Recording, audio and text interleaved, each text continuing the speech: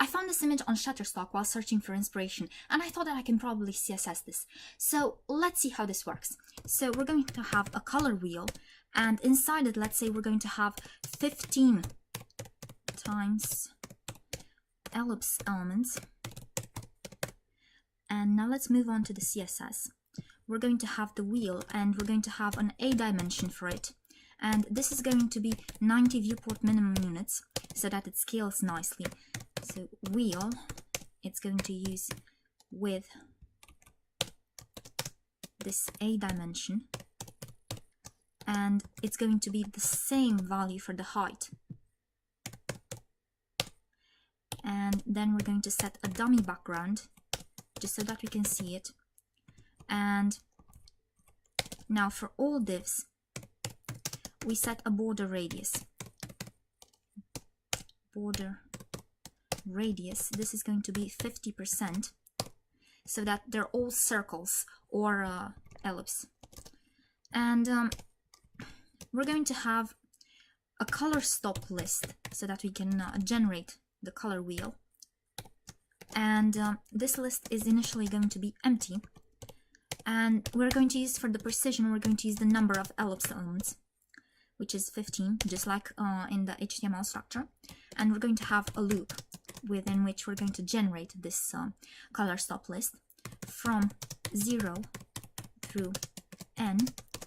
And here we're going to have the color stop list, which is going to be its previous version. And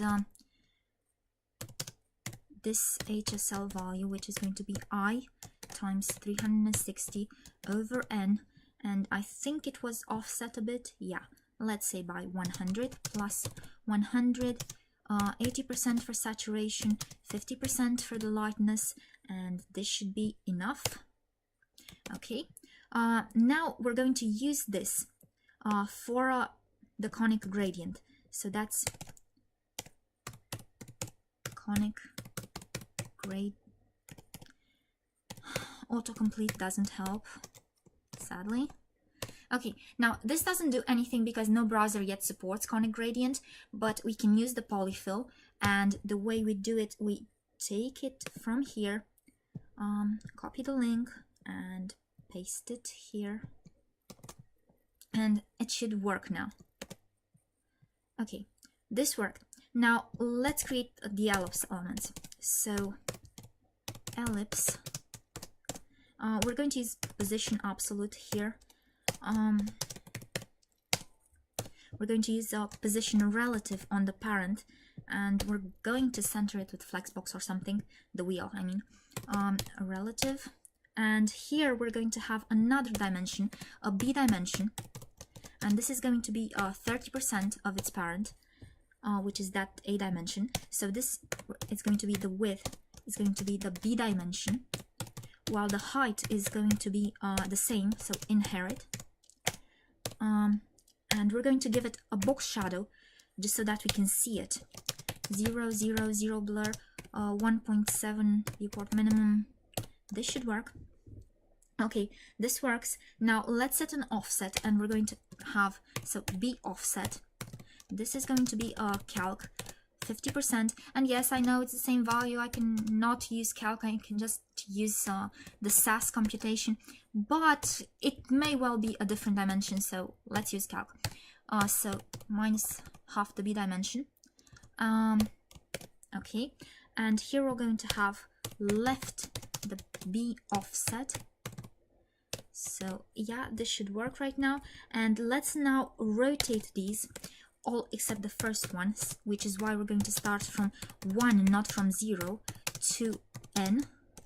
And this is going to be nth child, I plus 1, okay. And this is going to be the transform rotate I times 180 degrees over n. Okay, this should do it. And now on the body, we're going to set color white. Okay, this should do it. What we don't like is that those corners are sharp, so we can try to fix that with this shape blobbing trick. So that requires a filter here. Filter. This is going to be blur 4 pixels, let's say. And we're going to apply another filter. Okay. Which is going to be a contrast on the parent. So this is, come on. Oh, I messed it up.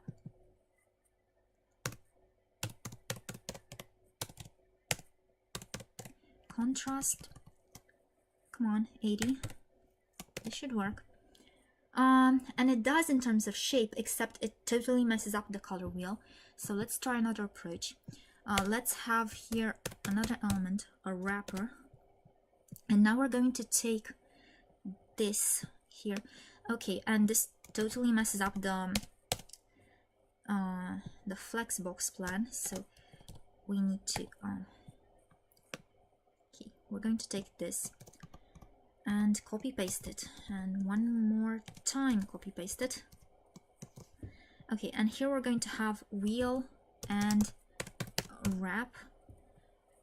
Here it's just wheel, here it's wrap. And let's see what we keep. We keep the dimensions here. We keep the background here. Okay, and here we keep the contrast, and the background we make it black, and also we make everything absolutely positioned. So we take that from there and we put it here on the div. Okay, and now this works in that we get that shape, but we've lost that whole thing, the whole color gradient thing. So we're going to use mix blend mode, and again autocomplete doesn't help. Screen, and this is because we have that white background thing, so we need to change the tactic a bit. Here make this HTML, and on the body we're going to use isolation. Again, no autocomplete. Isn't it funny when you use properties and you don't even get the autocomplete? Okay, now we're also going to have an after cover to cover that middle part. So after here, because it's absolutely positioned and it has border radius 50. So we're going to have after, and this is going to have B dimension. So we're going to do this here. So this is going to be B dimension, and it's going to have a background that's current color, because otherwise we won't see it without a background. It's transparent otherwise. And content, because again we don't see it if we don't set the content. Okay, now we need to actually position it nicely, and that's going to use top B offset, and the same thing for the left. It's going to be B offset left here, left. Okay, and now let's put everything in the middle for both the wheel and the wrapper. So that's going to be an A offset for them, and this A offset we computed just like the B offset. Here we duplicate this, and we're going to have A here. Okay, now since no browser yet supports conic gradient, you can support this by upvoting, commenting, and whatever on those issues, starring them, whatever. And also Edge doesn't support mixed blend mode, so you can vote that up. And all the links for this will be down, not in the basement, in the description. And if you have any other ideas for videos, just drop them in the comments or on Twitter. And until next time.